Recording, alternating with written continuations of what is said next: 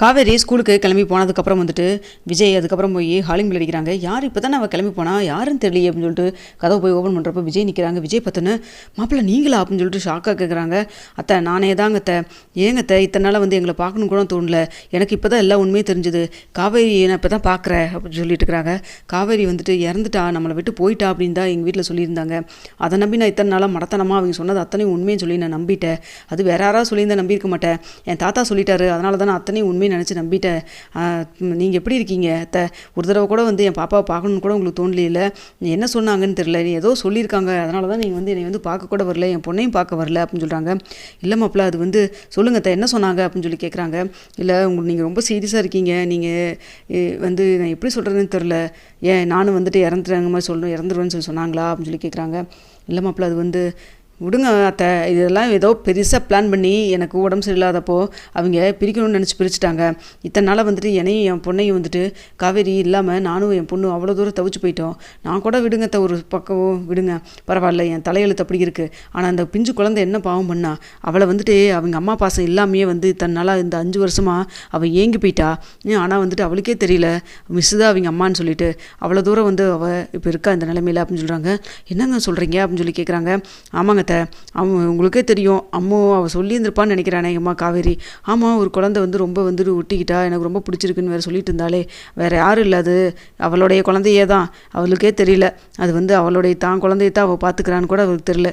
சூழ்நிலையை பார்த்தீங்களா அப்படின்னு சொல்லிட்டு பேசிகிட்டு இருக்கிறாங்க. இதெல்லாம் பார்த்து ஐயோ இவ்வளோ பெரிய பாவத்துக்குள்ளாயிட்டனே, அவங்க வீட்டில் கேட்குறாங்கன்னு சொல்லிட்டு நான் குழந்தைய கொடுக்காம வந்துருக்கணும். இப்போ காவேரிக்கு உண்மை கொஞ்சம் ஒன்று கூட தெரியவே இல்லை. உங்கள் பேர் கூட அவளுக்கு என்னன்னு தெரியலைங்க மாப்பிள்ள, என்ன பண்ணுறதுனே தெரியல அப்படின்னு சொல்கிறாங்க. இருக்கட்டுமாங்க அத்தை, எனக்கெல்லாம் ஞாபகம் இருக்கல, நான் பெரிய பெரிய ஹாஸ்பிட்டல்லாம் கூட்டிகிட்டு போய் நான் பார்த்து இருந்திருப்பேன்ல. எங்கள் வீட்டில் சொல்கிறாங்க அப்படிங்கிறக்காக நீங்கள் இப்படி முடிவு பண்ணி இருந்திருக்கலாமா? ஹாஸ்பிட்டலில் இருக்கிறப்போ ஒரு வார்த்தை வந்து எங்கிட்ட பேசி இருந்திருக்கலாமே அப்படின்னு சொல்கிறாங்க. அதான் மாப்பிள்ள உங்களுக்கு ரொம்ப சீரியஸாக இருக்குது அப்படின்னு சொல்லிட்டு எங்களை பார்க்க கூட விடலை. நான் கிளம்புறப்போ கூட நான் மாப்பிள்ளை ஒரு வாரத்தை பார்த்துட்டு போயிடுறேன் அப்படின்னு சொன்னது கூட உங்கள் பாட்டி வந்துட்டு பார்க்கக்கூடாதுன்னு சொல்லிட்டாங்க. என்ன பண்ண சொல்கிறீங்க அப்படின்னு சொல்கிறாங்க. சரி ஓகே, அப்போ தான் பார்க்கல, கொஞ்ச நாள் கழிச்சாவது வந்திருக்கலாம்ல, நான் என்ன நிலைமையில் இருக்கேன் என்ன ஏதுன்னு சொல்லிட்டேன். இல்லை அதுதான் அவங்க ரொம்ப சீரியஸாக இருக்கான் அப்படி. ஓ இப்போ வந்துட்டு நீங்கள் மொத்தத்தில் நான் இந்த உலகத்திலே நான் எப்படி காவேரி இல்லைன்னு நினச்சனோ அதே போல் நீங்களும் நான் உயிரோடு இல்லைன்னு நினச்சிருக்கீங்க அப்படி தானே? இல்லை மாப்பிள்ள, அது வந்து நிவின் மாப்பிள்ள கூட கொஞ்ச நாளுக்கு முன்னாடி வந்து ஊரில் அங்கெல்லாம் வந்து பார்த்தாங்க. ஆனால் நீங்கள் வீடு காலி பண்ணிட்டு போயிட்டீங்கன்னு சொல்லிட்டு சொன்னாங்க. அக்கம் பக்கத்தில் எங்கே போயிருக்காங்கன்னு சொல்லிட்டு கேட்டு பார்த்தோம்.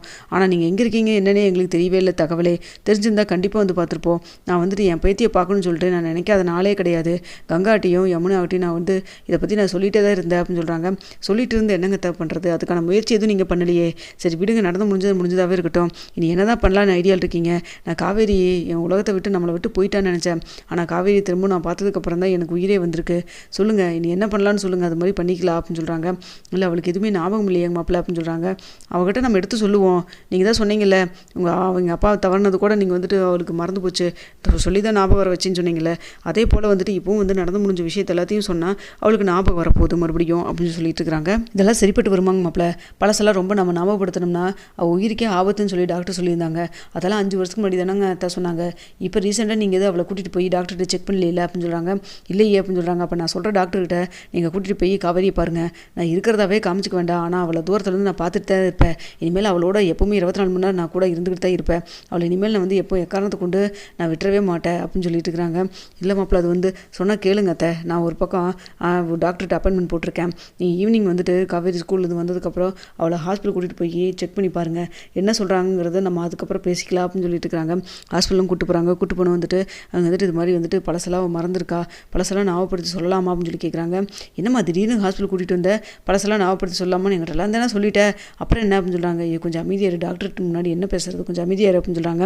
அப்போ வந்துட்டு சரிங்க இந்த ஸ்கேன் எடுத்துகிட்டு வாங்க, அதுக்கப்புறம் நம்ம பார்த்துக்கலாம் அப்படின்னு சொல்லிட்டு ஸ்கேன் எடுக்க அனுப்பிச்சு விட்றாங்க. இது எல்லாத்தையும் வந்துட்டு விஜய் மறைவாக நின்று பார்த்துட்டு தான் இருக்காரு. அதுக்கப்புறம் வந்து ஸ்கேன் ரிப்போர்ட் வந்ததுக்கப்புறம் வந்து டாக்டர் சொல்கிறாங்க, நீங்கள் பயப்படுற மாதிரிலாம் இன்னும் இல்லை, இப்போ அவங்க நார்மலாக தான் இருக்காங்க அப்படின்னு சொல்லிட்டு இருக்கிறாங்க. டேப்லெட்டும் கொஞ்சம் எழுதி கொடுக்குறோம், கொஞ்சம் பழசெல்லாம் ஞாபகம் வர மாதிரி பார்த்துக்குங்க அப்படின்னு சொல்லிட்டு கொடுக்குறாங்க. சரிங்கன்னு சொல்லிட்டு வாங்கிட்டு வெளில வந்துடுறாங்க. அதுக்கடுத்து வந்துட்டு பின்னாடி விஜய் போகிறாரு.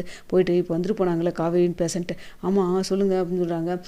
அவங்களுக்கு பழசெல்லாம் ஞாபகப்படுத்தினா ஏதாவது அவங்களுக்கு உயிருக்கே ஏதாவது ஆபத்தாகிற மாதிரி ஏதாவது நடக்குமாங்க டாக்டர் அப்படின்னு சொல்லி கேட்குறாங்க.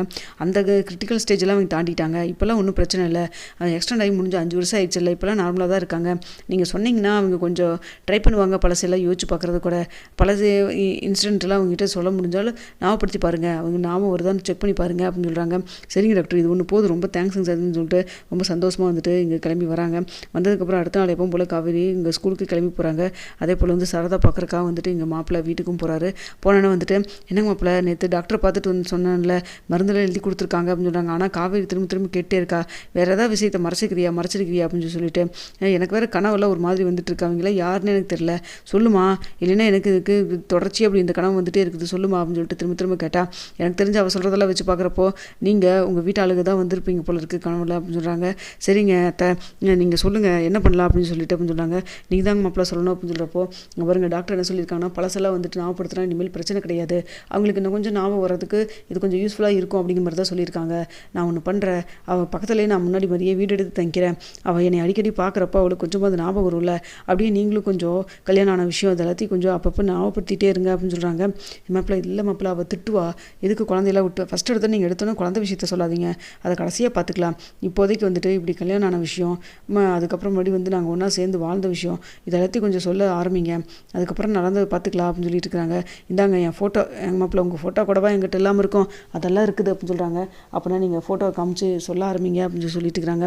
அதே போல் வந்துட்டு காவேரி வீட்டுக்கும் வராங்க. ஈவினிங்கு வந்தோன்னே வந்துட்டு காவேரி கூட கொஞ்சம் முக்கியமாக பேசணும் அப்படின்னு சொல்கிறாங்க. அம்மா கொஞ்சம் ஃபஸ்ட்டு காஃபி கொண்டு வந்து கொடுமா, டயர்டாக இருக்குது இன்றைக்கி அப்படின்னு சொல்கிறாங்க. காஃபி கொண்டு வந்து போட்டு வந்து கொடுக்குறாங்க. இருமா நான் வந்துடுறேன், ஃப்ரெஷ் ஆகிட்டு வந்துடுறேன்னு சொல்லிட்டு போய் ஃப்ரெஷ் ஆகிட்டு வராங்க. வந்தோன்னே இப்போ சொல்லுமா, என்னம்மா சொல்லுமா தந்த சொல்லு அப்படின்னு சொல்லி கேட்குறாங்க. இல்லடி, அது வந்து 3 வருஷத்தில் ஒரு முக்கியமான விஷயத்த உங்கள்கிட்ட இத்தனை நாளாக நாங்கள் சொல்லலை. ஏன் சொல்லலைன்னா, டாக்டர் வந்துட்டு உனக்கு வந்துட்டு உயிருக்கு ஆபத்தாயிரும், ஏதோ பலசில் ரொம்பலாம் ஞாபகப்படுத்த வேண்டாம்னு சொல்லிட்டாங்க, அதனால தான் அப்படின்னு சொல்கிறாங்க. என்னம்மா நீ என்னமோ குதரக்கமாக பேசுகிறத பார்த்தா பெரிய விஷயத்தை ஏதோ மறைச்சிருப்ப போல இருக்குது, அதனால தான் ஹாஸ்பிட்டல் கூட்டிகிட்டு போய் என்னை செக் பண்ணி மறுபடியும் அப்படின்னு சொல்லிட்டு இருக்கிறாங்க. இல்லடி, அது வந்து சரி சொல்லு, என்னமோ சொல்ல வந்தியே சொல்லு அப்படின்னு சொல்கிறாங்க. உனக்கு ஏற்கனவே கல்யாணம் ஆயிடுச்சுடி அப்படின்னு சொல்கிறாங்க. என்னம்மா சொல்கிற, கல்யாணம் ஆயிடுச்சுன்னு சொல்லிட்டு தான் நீ வந்துட்டு மாப்பிள்ளை பார்த்துட்டு இருந்தியா, சும்மா விளையாடாதம்மா கம்முன்னு இருமா அப்படின்னு சொல்கிறாங்க. உண்மையில தாண்டி சொல்கிறேன், இதான் உன் கல்யாண ஃபோட்டோ அப்படின்னு சொல்லிட்டு கல்யாண ஃபோட்டோவை காமிக்கிறாங்க. இதை பார்த்தா வந்துட்டு காவேரிக்கு அப்படியே டென்ஷன் ஆகுது. அப்புறம் ஏமா இத்தனை நாள் என்கிட்ட எதுவுமே சொல்லவே இல்லை அப்படின்னு சொல்கிறாங்க. அதான் சொல்கிறேனே, டாக்டர் வந்துட்டு உனக்கு பிரச்சனையாயிருன்னு சொல்லிட்டாங்க, அதனால தான் டாக்டர் 1000 சொல்லுவாங்க, அதுக்காக அட்லீஸ்ட் எனக்கு கல்யாணம் ஆயிடுச்சுன்னு மட்டுமா சொல்லியிருந்திருக்கலாமே, அப்படி சொல்லிட்டேன்னா நீ மற்ற கேள்வியில் எதுவும் கேட்காம இருப்பியா, எல்லாமே கேட்பியா, யார் என்ன ஏது எங்கே இருக்கிறாங்க எல்லாம் கேட்பில்லை அப்படின்னு சொல்கிறாங்க. சரி இப்போ மட்டும் எதுக்கு காமிக்கக்கூடிய நேரம் வந்துச்சு சொல்லு பார்க்கலாம் அப்படின்னு சொல்கிறாங்க. இல்லாடி இதுக்கு மேலே என்னால் மறைச்சி வச்சிருக்க முடியல, அதனால தான் அப்படின்னு சொல்கிறாங்க. சரி சொல்லு, இவர் பேர் என்ன அப்படின்னு சொல்லி கேட்குறாங்க. விஜய்ங்கிறாங்க. இதை கேட்டோன்னே, அதனால தான் எனக்கு இந்த பேரை கேட்டனாவே ஒரு மாதிரி ஆகுதா, இவரை தான் நான் கனவுல பார்த்துட்டு இருந்தேன், இவர் வந்து அம்மாவுடைய அப்பாவாச்சேம்மா அப்படின்னு சொல்கிறாங்க. என்னடி சொல்கிற, உனக்கு ஏற்கனவே தெரியுமாவா, அம்மாவை அழைக்கிறக்கா அவர் வந்திருப்பாருமா, அது மட்டும் இல்லாமல் நான் அவர் வந்தப்போ நான் பார்த்துருக்கேன், அது மட்டும் இல்லாமல் வந்துட்டு பாப்பாவும் அம்மு ஏன் குழந்தையாம்மா அப்படின்னு சொல்லி கேட்குறாங்க. இல்லடி அது வந்து அப்படின்னு சொல்லிட்டு இருக்கிறப்போ, உண்மையை சொல்லுமா, குழந்தைய இருக்கிறப்பயே அவங்க வீட்டில் நான் கொடுத்து வந்துட்டேன், அம்மு எப்படி இருப்பான்னு எனக்கு தெரியாது அப்படின்னு சொல்லிட்டு இருக்கிறாங்க. அம்மா நீ வேறம்மா, அவள் சூப்பரான குழந்தை, ரொம்ப ப்ரில்லியண்ட்டான குழந்தைம்மா அப்படின்னு சொல்லிட்டு இருக்கிறாங்க. சரி இப்போ நான் வந்து அவரை பார்த்தே ஆகணுமே அப்படின்னு சொல்லிட்டு இருக்காங்க. இல்லடி அது வந்து நீ சொன்னேன்னா அவர் வந்துருவாருன்னு சொல்லி சொல்கிறாங்க.